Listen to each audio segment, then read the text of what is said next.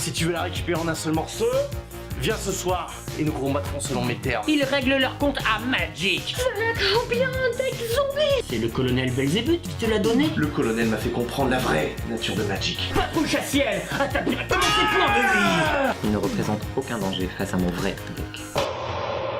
Monsieur Picard, j'ai une nouvelle importante. Une seconde, Jason. Nous avons reçu un message provenant du QG par rapport au combat entre Valak et le capitaine. Oh, et ils ont aimé? Non, pas du tout. Surtout que le capitaine a failli perdre. Ils ne veulent plus qu'on se batte face aux armées infernales. Ils ont peur qu'on se fasse humilier. C'est à peu près ça. Et il faudra que j'en parle au capitaine. Oui, il réagit toujours un peu vite aux provocations. Et pour les mêmes raisons, ils ne veulent pas non plus qu'on se batte contre les hommes d'Elysion. Ah, non, parce que je venais vous dire que nous avions reçu un message de Gabriel. Un des hommes d'Elysion, justement.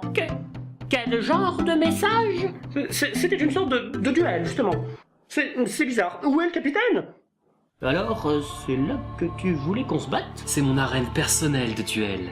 Disons qu'elle est idéalement située. Monsieur Picard, Gabriel diffuse en direct son affrontement avec le capitaine. Quoi? Bon, tu joues avec des protège-cartes? Oui, à Elysion, on nous apprend à protéger nos cartes de la médiocrité de nos adversaires. Ah ouais? À nous, on nous apprend juste à jouer. Je viens de recevoir un message d'insulte du QG. Apparemment, eux aussi regardent le duel. Manquerait plus que les armées infernales regardent eux aussi. Colonel, Valéo et Gabriel vont s'affronter, leur duel est retransmis en direct. Parfait. Voyons ce que vaut l'ennemi. J'ai fait face, je commence. Pour mon premier tour, je pose une plaine. À toi, Valéo. Gabriel joue blanc. Pas étonnant venant d'un archange. Bien, moi aussi, je pose une plaine. Et j'invoque la maîtresse de glaive Oriok. Attaque! Comme elle a le mal d'invocation, je ne peux pas attaquer. À toi, Gabriel. Bien, je pose une deuxième plaine. Et j'invoque le mur angélique. Un mur volant ayant 4 en défense, il sera dur à passer. Ton monstre n'a aucun point d'attaque. Il n'est pas une vraie menace. Je pose moi aussi une deuxième plaine. Et j'invoque la gardantre Léona. Dès que le capitaine aura suffisamment d'effectifs, il pourra déborder le mur de Gabriel. Bien, je pose une plaine. À ton tour, Valéo. S'il pose des murs et qu'il ne fait rien au tour 3, ça laisse supposer que son deck sort assez lentement. Je pose une plaine. Et j'invoque le forge-acier Oriok. Coucou. Je pose aussi le Syndos, qui me coûte 1 à équiper. Mais grâce à la réduction de coût du forge-acier, je l'équipe gratuitement sur ma gardantre, ce qui en fait une 4-4. Fascinant. Tes pitoyables soldats vont donc tenter de m'attaquer. Il tend le flanc à une attaque. Gabriel a laissé dégager ses terrains, ça sent le piège. Tes provocations sont assez claires, mais l'inaction est pire que tout. Je t'attaque avec ma gardantre et ma maîtresse de glaive. Si tu bloques ma gardantre avec ton mur, tu perds ta créature. Mais tu ne prends qu'un seul point de dégâts. Si tu bloques ma maîtresse de glaive, tu sauves ta créature. Mais tu perds 4 points de vie. Me faire toucher par un vil humain m'ennuierait. Je vais donc lancer pour 1 mana Brume éthérée. Cet éphémère me permet de prévenir toutes les blessures ce tour-ci. Il arrive à gagner du temps. Bien, à moi. Je pose une plaine et j'invoque 2 vengeresses de Serra.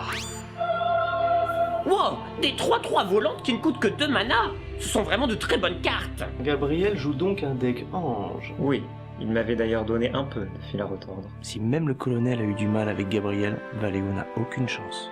Je pose une plaine. J'invoque un Syndos, que j'équipe sur la gardantre, ce qui en fait une 6-4. J'invoque également le cimetière léonin, que j'équipe sur la maîtresse de glaive, ce qui en fait une 3-3. Mais j'invoque aussi l'aérovoile Neurok, que j'équipe sur le forge-acier. Et lorsqu'il est équipé, tous les soldats gagnent plus 1 plus 1. Le capitaine parvient à déployer tout son jeu. J'attaque avec ma maîtresse de glaive et ma gardantre. J'avoue que lorsqu'ils sont déployés, on sent la pression de ces soldats. Je bloque ta gardantre avec mes 2 vengeresses de Serra. Les 3 monstres s'entretuent. Et je bloque ta maîtresse de glaive avec mon mur angélique. Le capitaine a drastiquement dégraissé les anges de son ennemi. Tu te retrouves sans défense. Et surtout sans moyen d'attaquer au prochain tour. Mais je n'ai pas encore perdu un seul point de vie. Bien, je pose une plaine. Et j'invoque à présent le portail de Belf. Le portail de Belf? Il s'agit d'une carte antique. Une fois posée, je dois choisir le type de créature de mon choix. Et pour 3 mana, je pourrais activer le portail et poser une créature du type choisi directement depuis ma main. Donc chaque tour, il pourra invoquer un ange pour 3 mana. quel que soit son coût réel. Des créatures surpuissantes risquent bientôt de sortir. Stratégie intéressante, mais il faudra encore que je te laisse en vie jusque-là. J'équipe mes 2 syndos sur la maîtresse de glaive, et j'attaque avec toutes mes créatures. Bien, Valéo. C'est ta seule chance de me vaincre. Saisis-la si tu en es capable. La force combinée des créatures du capitaine est de 10. Gabriel n'est plus qu'à 10 points de vie. Bien, tu as laissé passer ta chance. C'est à mon tour à présent. Je paye 3 manas et j'active le portail de Belf. Brille. C'est toi que j'invoque. Avacine, ange de l'espoir. Gabriel a sorti un ange qui coûterait normalement 8. 8 en attaque, 8 en défense. Cet ange est un monstre. Et Avacine a la particularité de rendre tous mes permanents indestructibles. Indestructible. Ça veut dire qu'on ne peut plus détruire ces créatures en leur faisant des blessures, et que tous les sorts qui détruisent n'ont plus d'effet. Telle est la véritable puissance des anges. Même si Valéo avait une carte pour se débarrasser du portail, Avacine le rend à présent indestructible. Intéressant. Gabriel semble avoir retenu les leçons de notre affrontement. Et comme Avacine dispose de la vigilance, Gabriel peut s'en servir pour attaquer comme pour bloquer. Bien, à moi. J'invoque l'armure de Guivre cendré. Je l'équipe sur ma maîtresse de glaive, que j'équipe également de l'aérovoile Neuroc. Ma maîtresse de glaive dispose à présent de 9 en défense et du vol pour contrer ton ange. Je ne pourrais pas forcément le tuer, mais je pourrais au moins m'en protéger. Tes tentatives pour te dérober à mes anges sont pitoyables. Affronte donc la colère divine. Quoi? Pour 4 manas, j'en appelle à la colère de Dieu. Tu détruis donc toutes les créatures? Pas toutes, non. Les miennes sont indestructibles, ne l'oublie pas. Mes anges sont les élus divins. Ils n'ont pas les mêmes faiblesses que tes misérables soldats. Et à présent, Avacine, attaque Valéo.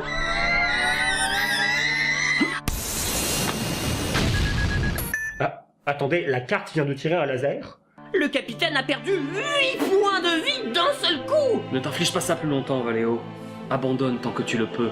Je saurai me montrer clément face à ton arrogance. La partie n'est pas encore terminée. C'est mon tour. Je joue pour 1 mana le don du forjacier, qui me permet d'aller chercher la carte d'équipement de mon choix dans ma bibliothèque. Et je vais chercher la pince-crâne, que j'invoque pour 1 mana. J'invoque également l'apprenti de voile volante, que j'équipe de la pince-crâne.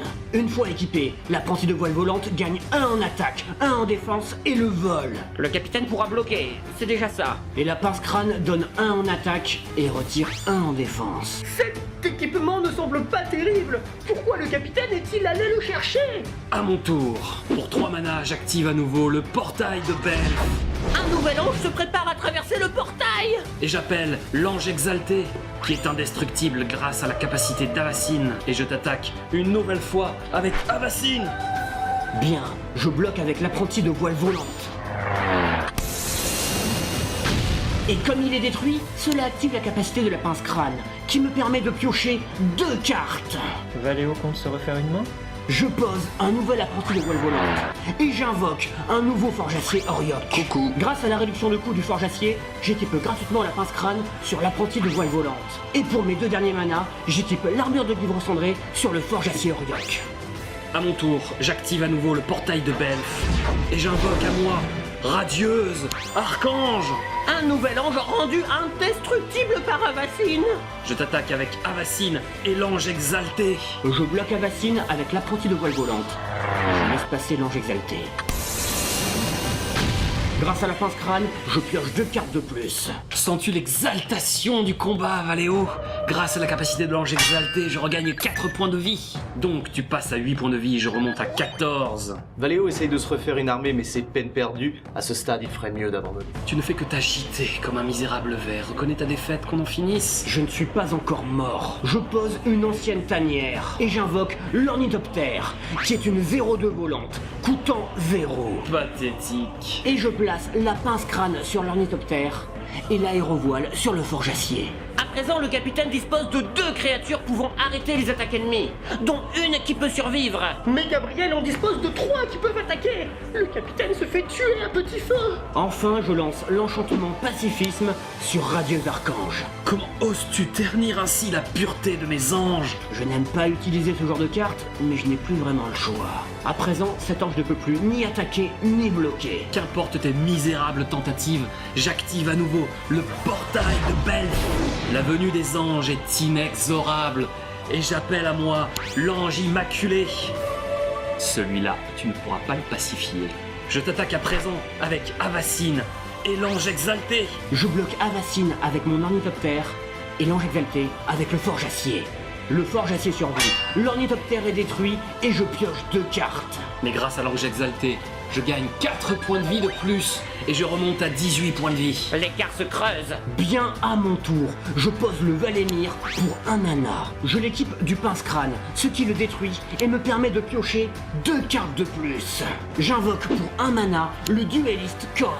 Pour 3 mana, j'invoque la jeune fauve chasse-ciel qui, une fois équipée du cimetière léonin, gagne plus en plus 1 et le vole. Pour un autre mana, j'invoque un nouvel apprenti de voile volante que j'équipe de la pince-crâne. C'est son 3e apprenti de voile. Il n'en aura donc bientôt plus dans son deck. Les choses se terminent pour toi, Valéo. Ta résistance pitoyable arrive à son terme et elle m'aura particulièrement agacé. Il est temps pour toi de t'incliner devant la colère des anges. Et pour 3 mana, j'active une dernière fois le portail de Belf et j'appelle Akroma, ange de la colère. Cet ange suprême dispose de l'initiative du piétinement, de la célérité, de la vigilance et de plus, indestructible grâce à la capacité d'Avacyn. Cette armée d'anges est invulnérable. J'attaque avec Akroma, l'ange immaculé, l'ange exalté et Avacyn. Repens-toi face à la puissance infinie des anges d'Elysion. Rien ne peut arrêter un tel assaut. C'est donc ça, la vraie puissance des hommes d'Elysion. Je crois que c'est terminé. La puissance des anges est en train de submerger les soldats du capitaine. Je n'ai pas encore perdu. Espère-t-il encore l'emporter? Je bloque l'ange exalté avec la jeune fauve chasse-ciel. Les 2 créatures survivent. Mais je gagne 4 points de vie, ce qui me porte à 22. Je bloque ensuite l'ange immaculé avec le forge acier. Là aussi, les 2 créatures survivent. Enfin, je bloque Avacyn avec l'apprenti de voile volante. L'apprenti de voile volante est détruite, mais je pioche de nouveau 2 cartes. Et je laisse passer Akroma. Sa colère t'inflige donc 6 blessures. Je crois que c'est la fin. Rends-toi à l'évidence. Tu n'as rien pour détruire mes anges. Même les attaques les plus puissantes de tes soldats sont insuffisantes et tu n'as plus que 2 points de vie. L'indestructibilité donnée par Avacyn est impitoyable. Bien, tes anges font vraiment mal. Je vais donc gagner ce tour-ci.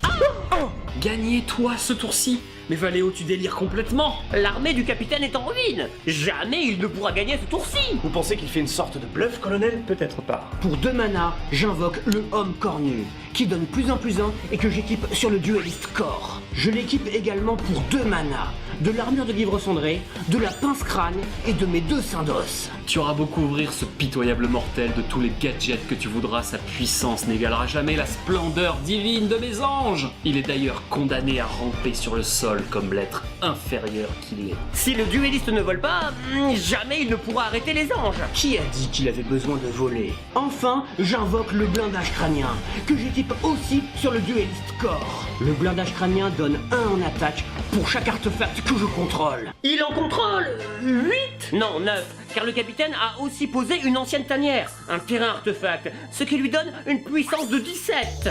Quelle puissance incroyable! Et lorsque mon dueliste est équipé, il gagne la double initiative.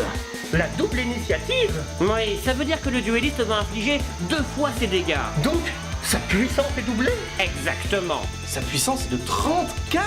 C'est colossal! Parfait, Gabriel. Je t'attaque avec le dueliste et la jeune fauve chasse-ciel. La puissance brute ne peut rien face à mon aura divine. Même si ta créature est surpuissante, cela ne change rien. Mes anges sont indestructibles.